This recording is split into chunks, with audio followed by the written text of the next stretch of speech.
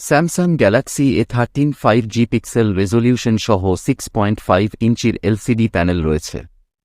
এই ডিসপ্লেতে 90 hertz refresh rate support করে এবং এর ওপরে ফ্রন্ট ক্যামেরার জন্য একটি ইনফিনিটি ভি নচ অবস্থান করছে। ডিভাইসটি মিডিয়াটেক ডাইমেনসিটি 700 চিপসেট দ্বারা চালিত। ডিভাইসটি 4 জিবি র্যাম এবং 64 জিবি স্টোরেজ সহ এসেছে। তবে ইউরোপীয় ভ্যারিয়েন্টে 128 জিবি পর্যন্ত স্টোরেজ থাকবে বলে জানা গেছে। আবার এই হ্যান্ডসেটে মাইক্রোএসডি কার্ডের মাধ্যমে স্টোরেজ সম্প্রসারণও করা যাবে এবং এতে এনএফসি সাপোর্টও মিলবে।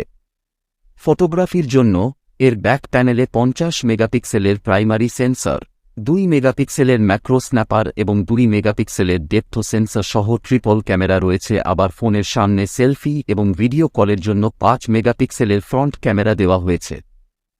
পাওয়ার ব্যাকআপের জন্য 5000 mAh ব্যাটারি দেওয়া হয়েছে, যা 15 ওয়াট চার্জিং সাপোর্ট করে।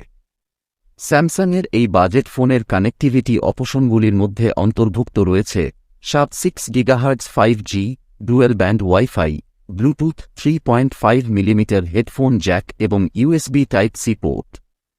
এই ডিভাইসে নিরাপত্তার জন্য সাইড মাউন্টেড ফিঙ্গারপ্রিন্ট সেন্সর এবং অডিওর জন্য সিঙ্গেল স্পিকার মিলবে।